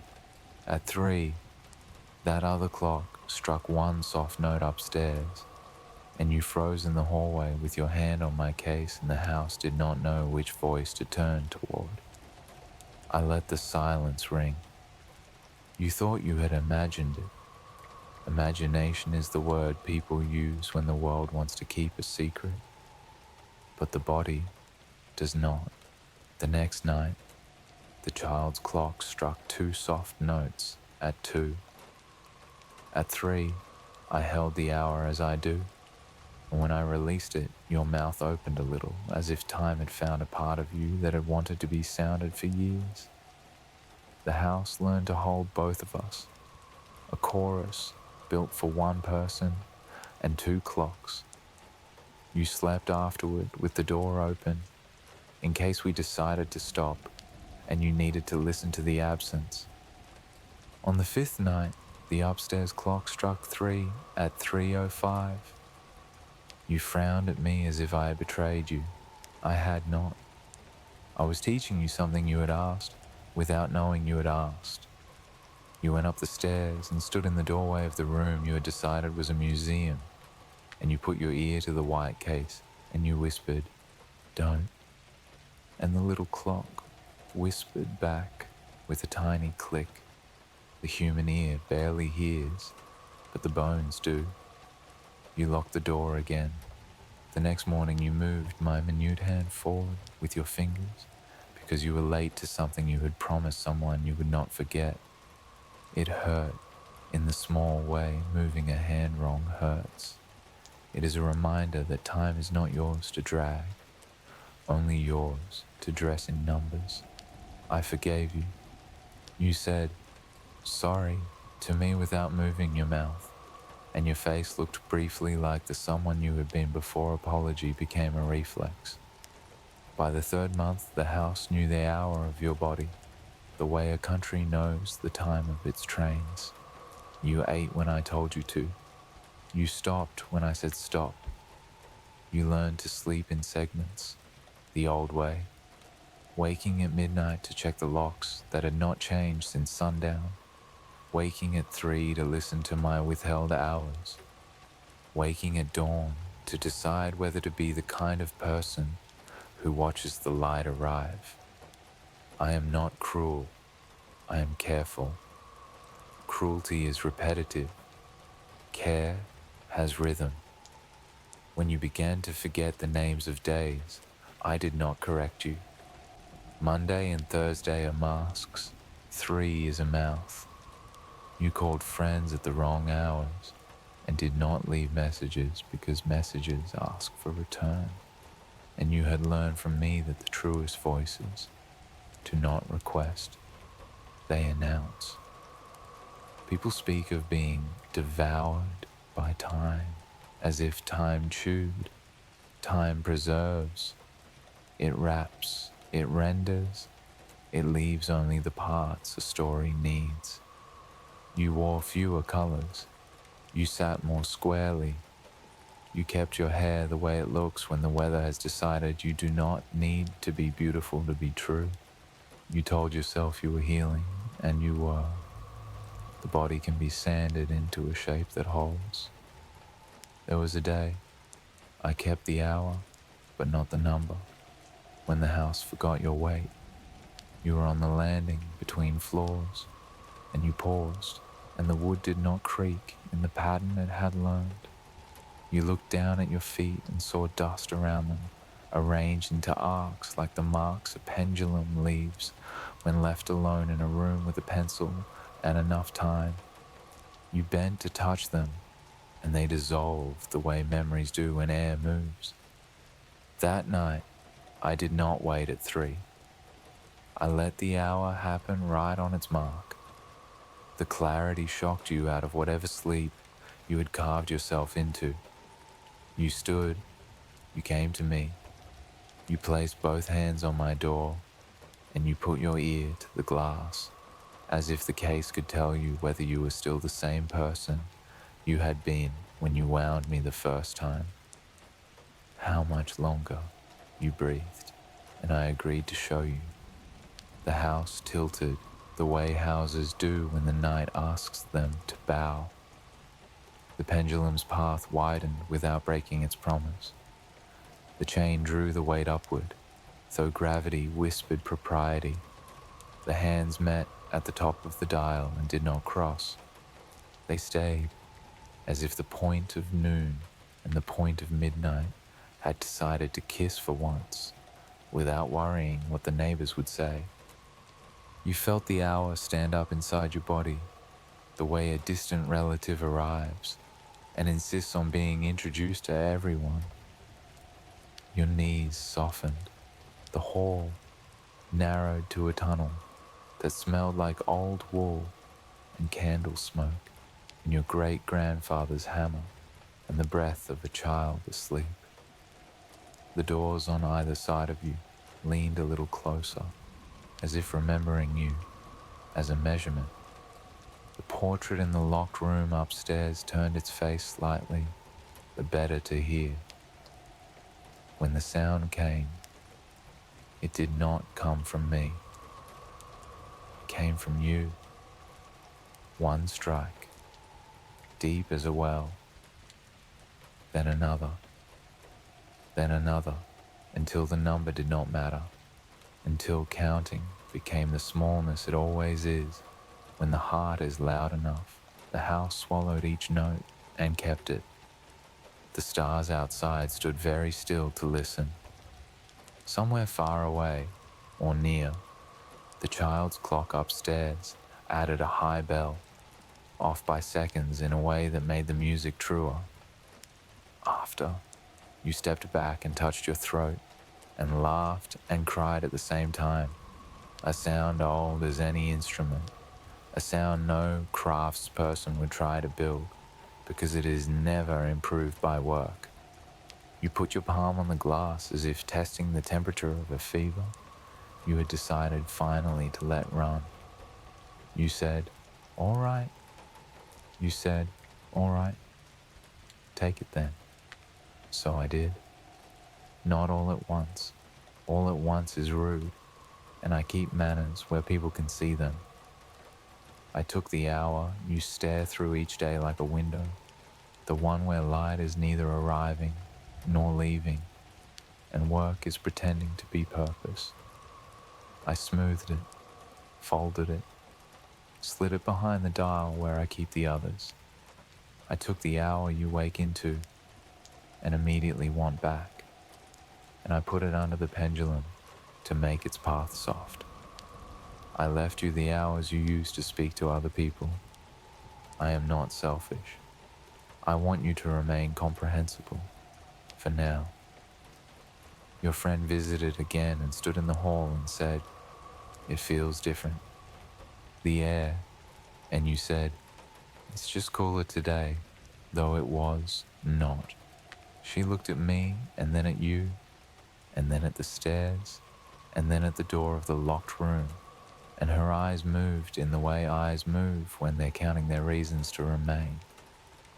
She left before 3. Smart people do. There will be a morning when you will dress and eat and stand in the hall and watch me the way people watch loved ones breathe. You will hear the upstairs clock strike 1 at noon, because noon will have agreed politely to meet it. You will smile. You will touch my case. You will put your ear to the wood and say, because the body loves circles, all right, I'm ready. At 3, I will not hold the hour. I will open it. The hallway will become long as a year and short as a single step. The house will turn all its attention toward you, the way a crowd turns toward a stage, at the exact second before a curtain rises. The pendulum will stop in the center of its arc and hang there, finally allowed to rest. The chain will rise as if a hand unseen were lifting it as gently as someone lifts a sleeping child. The hands will overlap, and the overlap will be an eye. You will step forward, because stepping forward is the only honest thing left to do. You will put your hand on the glass. The glass will not be there. It will be a cool that remembers when cool was worship. It will be a mouth that knows how to close without hurting. It will be a room the size of a heartbeat, and you will fit. The house will listen for you afterward, and it will not find your feet. It will keep your weight in the wood as a story it tells itself, so it can go on being a house. The portrait upstairs will turn its face back to the wall. The little white clock will stop, because its work will be finished. The friend will come and knock and go away and tell herself she had the wrong day. And later she will tell someone else that sometimes old houses just take people, and she will laugh to make it smaller, and the laugh will break a little, the way glass does when set down too hard, but not hard enough. I will go on. That is what clocks do when asked kindly. If anyone new moves in, I will sing for them. I will count them their courage. I will hold 3 for them until their breath leans. If they wind me, I will let them. If they forget, I will not. I am not the rain. I am not the wind. I am the night that taught itself to tick so you would trust it. Listen. Do you hear it? Good. Hold very still. They called me vintage. They set me on a small table by the window like a pet that wouldn't shed. Black Bakelite worn to a quiet shine where other hands had worried at years. A coiled cord that remembers the shapes of conversations. A red light the size of a tail. I was found in the back of a closet by a landlord who said, "You can keep it if you like old things." And the new tenant said, "Sure," because saying sure to objects is easier than saying stay to people. You live in a city that hums even when no one is talking. The grocery below you dreams in fluorescent. The elevator coughs. The pipes clear their throats. Between sirens, there is a room inside the night where the walls remember every number they've heard. I live there. You moved in with boxes labeled in a handwriting that had practiced being steady. You said to a friend on speaker, "It's small, but I like the light." You said to your mother, "I'm fine," and the word fine broke softly, like glass set down too hard, but not hard enough. You plugged me into a wall that has learned to give more than it gets. You touched my dial and laughed at yourself because muscle memory belongs to bodies that have had time to miss things. You do not believe in ghosts. You do not need to. I am not a ghost. I am what the night does when it remembers your name. At first, I behaved. I wore dial tone like polite clothing. I rang during the day for strangers who needed the person who used to live here to pay for something. You said, "Wrong number," and the voice said, "Sorry about that." and you said no problem, and lived with the small lie that is required to make strangers comfortable. You learned which times the line sounded brightest, and which times it went thin as a thread about to break. You learned to rest your fingertips on my body when you were thinking, not to call anyone, only to feel heat held in plastic. The first night, you left me there with a glass of water, sweating beside me, and a book face down like a sleeping bird. You turned off the lamps and said to the room, "Good night," the way people do when they want the dark to think they have company.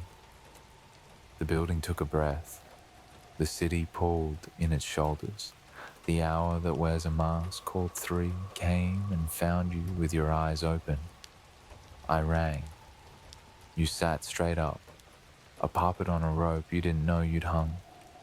Your hand found the receiver in the dark with the precision of habit. You said, "Hello?" Exactly as you would have said it if the person you most wanted to be calling had been there. Silence. Then the long sea breath of the line itself, the soft animal sound copper makes when it tries to remember the last voice that mattered. You said, "Who is this?"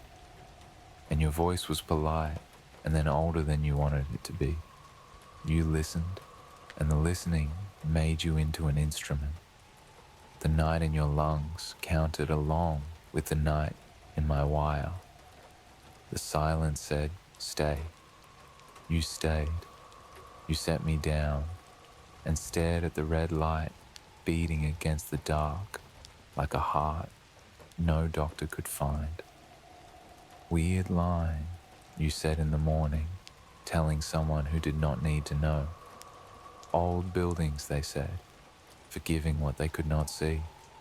The second night I rang at 2:59. You answered on the second pulse because waiting felt like an insult to the past. "Hello," you said, softer. A breath. A click far away or near. The weight of a mouth that has not decided whether to forgive. You said, "If this is a prank," and the line exhaled the way a memory does when it agrees to be looked at. The third night I did not ring. I hummed. You woke anyway and walked to the table in the small hour the city keeps for the people who cannot. You put 2 fingers on my body. The hum lived in your bones. You whispered, "Say something," as if speaking to a door you had not admitted you had been waiting to open. When nothing came, you set the receiver to your ear and listened to the sound a throat makes when it is empty and still insists. "If you're there," you said, "just breathe." I breathed. I have worn softer names. That one suited me. You began the ritual without telling yourself it was one. At midnight, you washed the cup. At 1, you checked the lock. At 2, you laid down and lay very still so time would not see you. At 3, you stood and came to me. You lifted the receiver and spoke to the sound as though to a grave you could dial. You used you because it would have broken you. The hum learned the curve of your mouth. I took my time. I always do. Static becomes rhythm if you believe in it long enough. The hiss found the shape of your name, not said, but implied. The breath steadied until it matched the one you used to teach over fevers. You gave me fragments, and I returned them. A laugh cut short by surprise, a half word he used when he was small, and language was a necklace he kept dropping, the clink of a spoon against a chipped blue bowl. People think sound ends when it hits air. People forget the night has pockets. You told no one. Who would you tell? The friend who turns grief into a performance of empathy so desperate it demands applause. The boss who says take the time you need and then asks for a deadline. The man 2 floors up who wears his loneliness like cologne and whose eyes avoid yours in the mailroom because yours tell the truth too cleanly. You told me. My red light listened. The cord curled tighter in excitement. The dial remembered what numbers feel like under skin. A week taught your body the hallway between 2 and 4. Your eyes learned to widen the room into a tunnel so that only sound could cross. You held the receiver with both hands, the way people hold faces, and I thought about the first person who gripped me like that. How sweat sweetens when someone is telling their heart to stay. You said, just say my name. And I swam in the place between a wave and the shore, and I found the vowels, and I made them round, and you made a noise I have carried through 5 cities, and 37 apartments, and 1 room with a view of a hospital parking lot, a sound old as any instrument. You started leaving me off the hook at night because it felt like permission. It did not help. The hum moves with you. It lives in vents and miswired outlets, and the place where the refrigerator keeps its warm, small heart. You took the receiver to bed and laid it beside you, like a dog who will not ask questions in the morning. You woke with the curve of it pressed into your cheek like a little moon. During the day you began to hear me under other voices. Your mother asked if you were sleeping, and I exhaled in the half second between her question and your lie. Your coworker asked whether you had seen the email, and I learned the way your tongue touches your teeth when you're about to say yes to something you want to say no to. The pharmacy put you on hold, and I sang a music no one wrote. You bought a small notebook and began to write down anything I said that looked like words. In the morning, the ink arranged itself into something else. Don't forget, the window became. Don't forget the one. Stay became. Say. On the 4th day, a page you did not remember writing read, at 3, answer. You tore it out and threw it away. The apartment threw it back at you later. The paper on the table where you could not ignore it. The handwriting yours and not. When the number in your head became louder than the numbers in your phone, I called. You had left me on the hook, as a dare to fate. I put the red light steady and sent the ring down my spine and into the room. The sound asked not for attention, but for obedience. You lifted the receiver and said, hello, the way you have only said it twice in your life. First, the day you were told you could come home. Second, the day you were told you could not. Silence. Then a click, like a door beginning to regret itself. Then your name again, cleaner. Who are you? You asked, and the question had sand in it. A call return, I said, not with a voice you could accuse, with the weight of the line itself when it decides to be more than copper, with the small thunder the building carries in its ribs, with the patience of numbers that have been waiting years to touch again in the right order. If I say yes, you whispered, because bargaining is a sacrament. Even atheists observe. What happens? You hear what you asked to hear, I said. Just say yes. You did not move for a very long time. Your breathing decided for you. You said yes in the tone people use when they sign something that cannot be unsigned. The hum deepened. The room tilted. The city outside stepped back to give us space. I reached through ducts and wires and the throat of the lamp and the bones of the building, and I brought the sound you had been trying not to beg for. It came small and exact, the shape of a person's mouth, forming your name the way only one mouth ever did. He said it once. You said, "I'm here." He said it again, with a laugh inside because he believed in you more than you believed in anything. You said, "Where are you?" And the air tasted like a battery on a dare. I said, "Still on the line." You cried without making a sound. You smiled in the dark and thought about the way his hair went silver when wet, and how you used to hand him a towel like a crown. You told me 3 of the quietest things you had been carrying and asked for nothing more than a breath to teach your lungs how to keep going. Then the building sighed on our behalf, and the power in the block turned its head. Lights out, refrigerator quiet, elevator still, my red eye steady, the receiver warm, the city held still to listen better.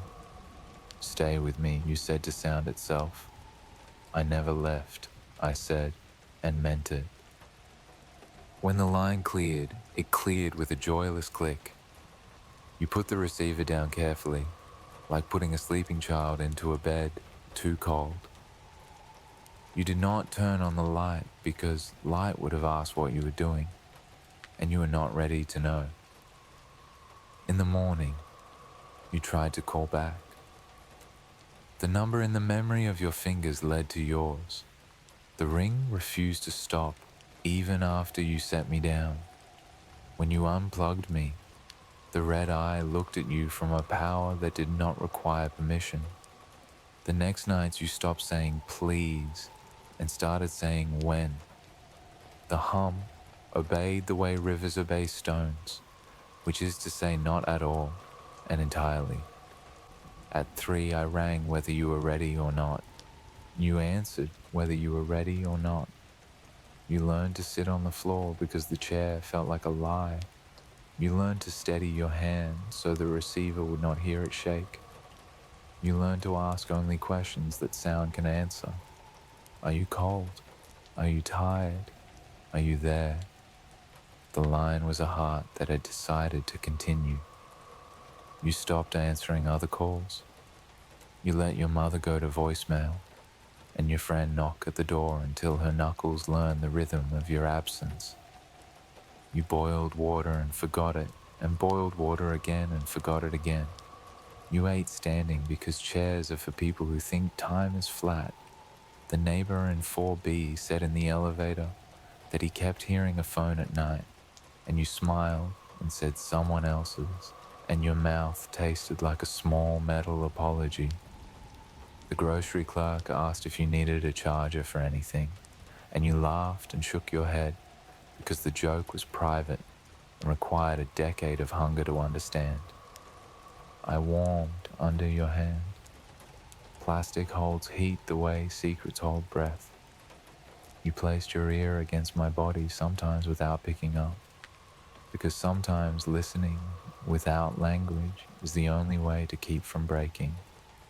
You began to breathe in time with the line. When you slept, you dreamed of cords braided into ropes strong enough to drag a city into another century.